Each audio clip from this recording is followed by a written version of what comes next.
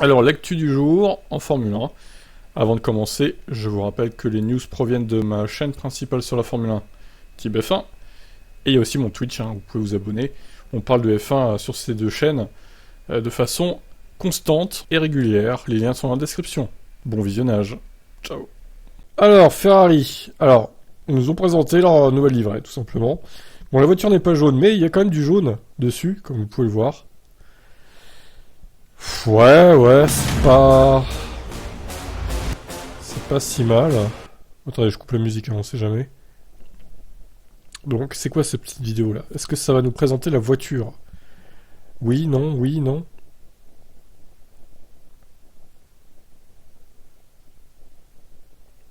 Oh! F1 2022.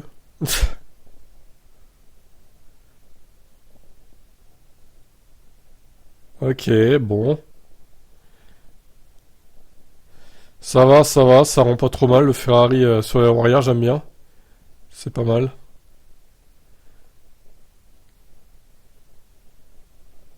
Maintenant, est-ce que ce sera performante à Monza? C'est bien beau de donner une nouvelle livrée, hein, Ferrari, mais bon, il faut assurer derrière, hein, du coup, les gars. Ça, j'aime moins, par contre. Je trouve que c'est pas très bien intégré. Ouais, bon. À voir. Alors, c'est incroyable, leur site marche pas, quoi. J'ai essayé avec Chrome, pareil, ça fonctionne pas. Donc, même si votre site il marche pas, les gars, chez Ferrari, mais attendez, on est où là? Rien ne marche dans cette écurie en fait. Même sur internet, ça marche pas quoi. Bon, c'est pas grave, on va aller sur Next Gen Auto. Eux, ça marche au moins. Ouais, bon. Vous en pensez quoi du coup de cette livrée spéciale pour Monza? Moi, je la trouve moyenne. On va dire, c'est pas mal, mais bof. Le jaune, ouais, comme j'ai dit, avec le numéro derrière là, dans le capot moteur, bof. Bon, à vous de me dire ce que vous en pensez, ciao. Un mauvais mode moteur pour Hamilton au restart à Zandvoort. Il a reconnu avoir changé trop tard son mode moteur, ce qui a pu faciliter le retour de Verstappen. Bon, de toute façon, il aurait passé la ligne droite le tour d'après, au pire. Hein. C'est pas très grave. Je suis passé au mode course en retard, mais j'étais en mode course dans la ligne droite. Les Red Bull étaient simplement très rapides dans la ligne droite. Bono, il avait pourtant rappelé à la radio de changer son mode moteur dans le dernier tour. Donc quand la lumière de safety car s'éteindront, ce sera le mode Strat 5. Tu peux utiliser un push de dépassement en avance. Le push and hold est disponible à ta convenance. À mode moteur égal, Mercedes serait moins rapide que Red Bull en ligne droite. Le dépassement d'Hamilton par Verstappen était donc attendu du côté de la marque à l'étoile qui cherche à corriger ses faiblesses.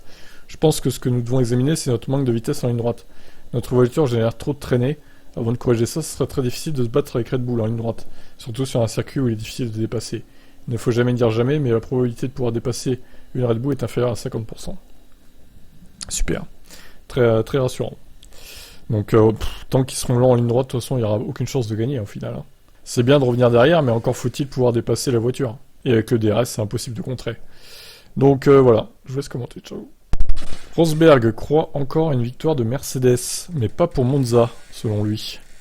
Il reste encore quelques pistes au calendrier cette année qui conviennent aux voitures Mercedes. Des pistes à fort appui où les lignes droites ne sont pas si longues. Je pense vraiment que Mercedes peut toujours gagner une course et surtout les Lewis qu'il doit maintenir sont encore de victoire. Ça va être intéressant à suivre, ils se sont rapprochés ce week-end à Zandvoort, donc si la chance est là, c'est possible, ils vont de plus en plus vite avec cette voiture, c'est génial. Je pense qu'à Monza, nous reviendrons à la même situation qu'à Spa. Verstappen et Red Bull vont être dominants là-bas.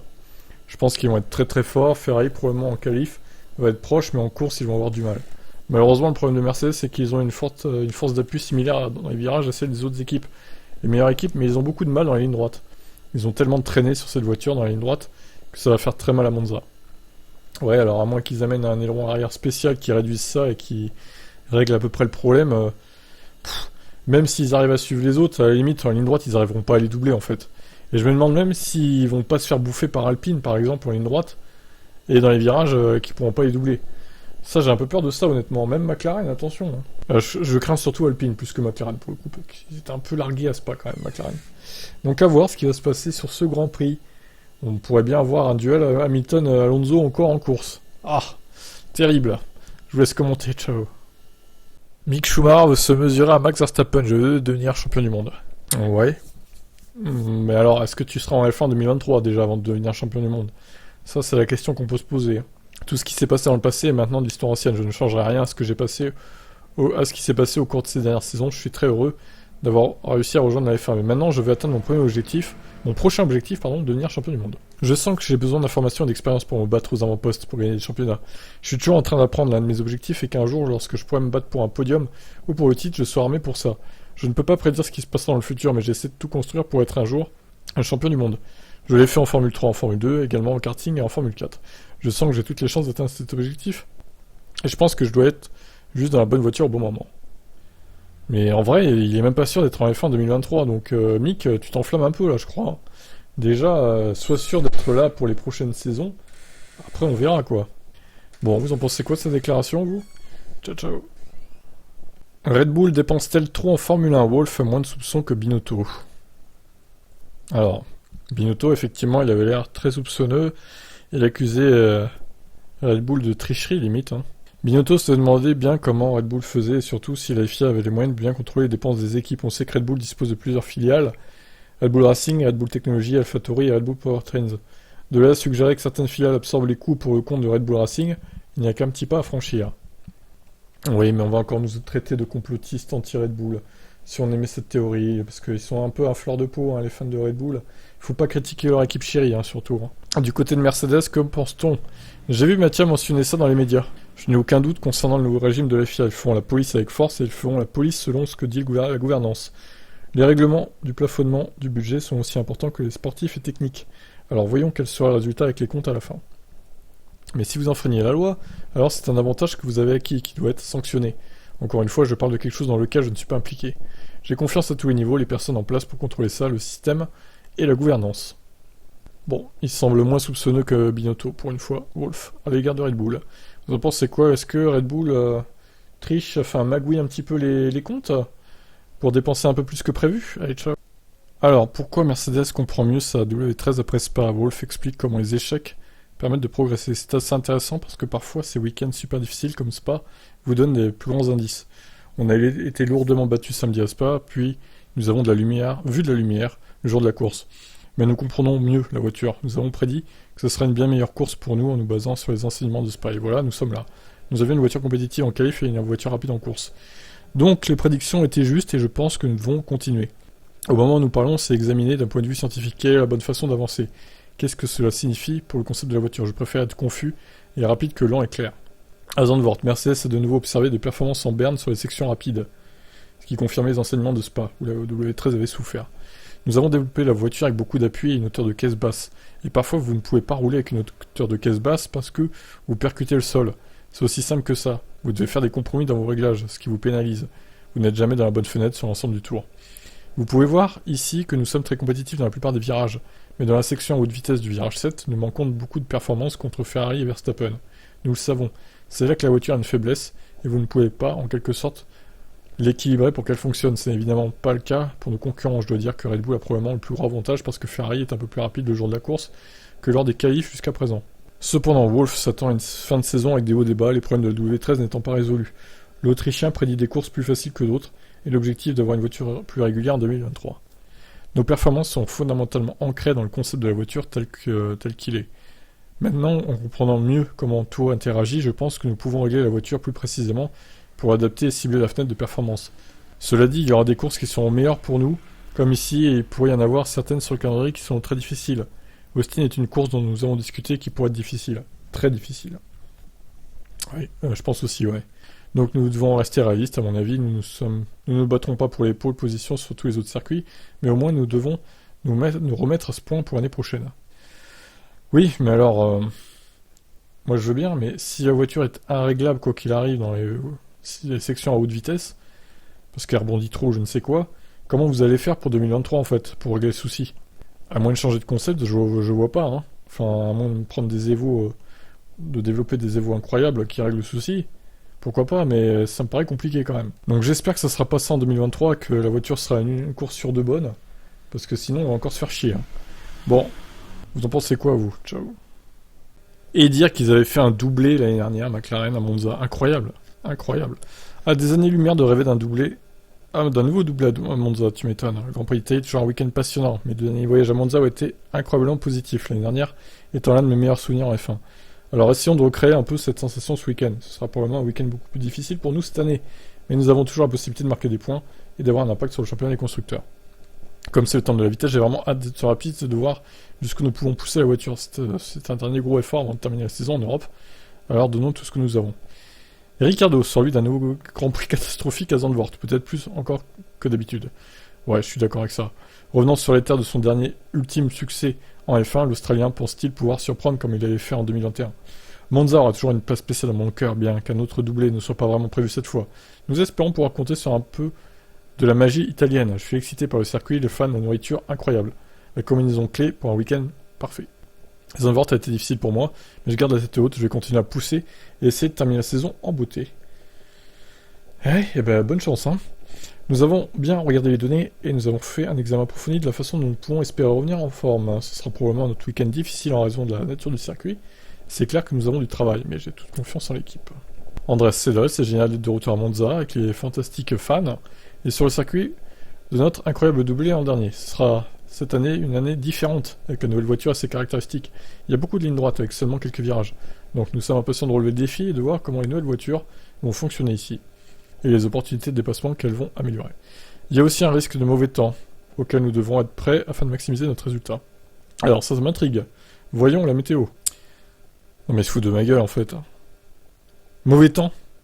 Alors le vendredi ok. Mais les samedi et dimanche non hein. À chaque fois c'est pareil, on nous annonce la pluie et en fait non quoi. Hein.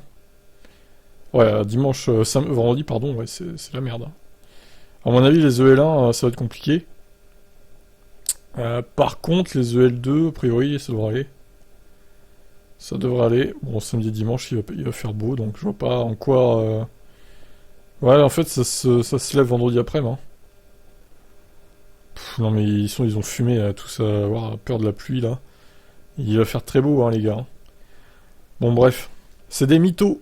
On nous donne des faux espoirs. Ciao. Weber revient sur l'affaire à Piastri. Son poulain, donc, Alpine a embarrassé Piastri, en lui forçant la main. Alors, il résume un peu ce qui s'est passé. La situation chronologique était que Fernando était toujours en lice. Pour nous, la performance autour de lui, en 2023-2024, n'était pas vraiment une décision entre eux à l'époque.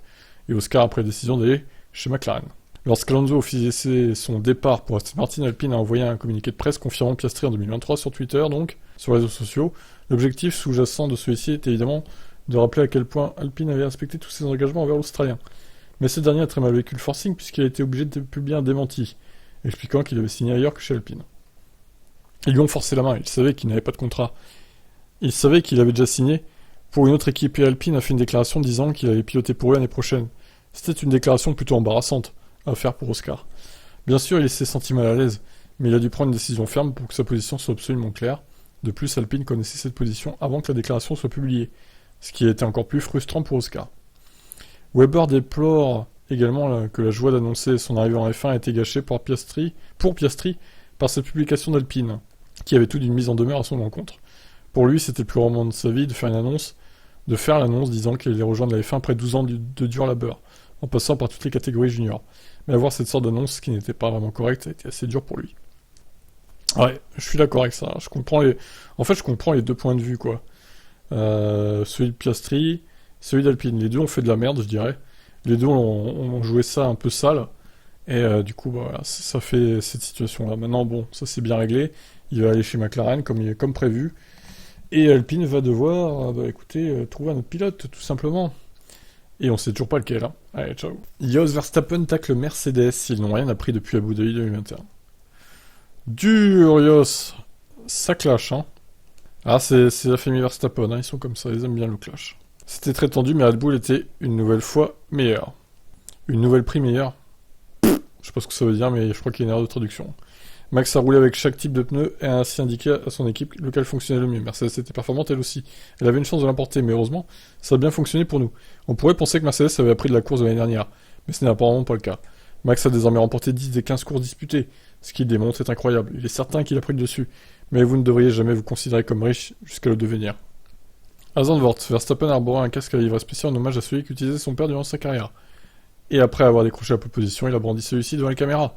Ce que Jos n'a malheureusement pas vu. Je n'ai pas pu voir les images, mais on m'envoyait ensuite des photos. Je sais que Max est reconnaissant pour tout ce qui s'est produit par le passé, et nous sommes battus pour ça. Mais il était même pas au Grand Prix des Pays-Bas, lui. Bizarre. Lui qui est toujours coulé chez Red Bull, Jos. Il était pas là cette fois. Bon, ben voilà. Mercedes n'apprend pas de ses erreurs selon Yos. Après, encore une fois, facile à dire, sur le moment, c'est ce qui était le mieux pour eux de pas s'arrêter. Malheureusement, c'était pas la bonne décision. Malheureusement. Ouais, il aurait peut-être fallu qu'il s'arrête quand même, parce qu'il restait plus qu'un tour, quoi. Encore, il serait resté 2-3 tours. Bon, ne pas s'arrêter, ça m'aurait pas paru scandaleux, parce qu'il aurait pu résister au moins aux autres derrière. Mais là, 12 tours, il allait se faire bouffer par tout le monde, c'était sûr, quoi. Donc, ouais. La prochaine fois, tant pis, il faut sacrifier la track position, au pire, hein. Mais encore une fois, quand t'es leader et qu'il y a une safety car qui apparaît, c'est compliqué, parce que les autres derrière, ils font l'inverse de toi, en général. Et, bon, tu te fais niquer très vite. Après, voilà. C'est comme ça. Rendez-vous à Monza, maintenant. Ciao. Alors, le programme du Grand Prix d'Italie, donc on repart avec des horaires assez tardives hein, pour les EL1 et 2. 14-15 heures les EL1, 17-18 les EL2, sur Canal Plus Sport le vendredi. Les EL3 à 13h-14h, et les qualifs de 16 à 17, toujours sur Canal Plus Sport. Et la course, le dimanche 11 septembre à 15h. Alors, la météo, qu'est-ce que ça donne la météo? La météo de Google, bon bah, comme on a vu hein, dans la vidéo de McLaren là, a priori le vendredi, risque de pluie, par contre le samedi et dimanche, a priori tout va bien quoi. Quelques nuages, mais globalement on est pas mal. Donc la chaîne météo dit la même chose. Donc vendredi, peut-être la journée un peu perturbée. Après, pas forcément non plus, parce que les EL2 sont tardifs, et le soleil sera peut-être revenu. Les EL1 peut-être un peu perturbés, à voir. Donc voilà, écoutez, pas de pluie a priori, samedi et dimanche, peut-être vendredi. Donc encore un Grand Prix sans pluie, j'ai envie de dire. Voilà, voilà. Allez, je vous laisse. Ciao, ciao.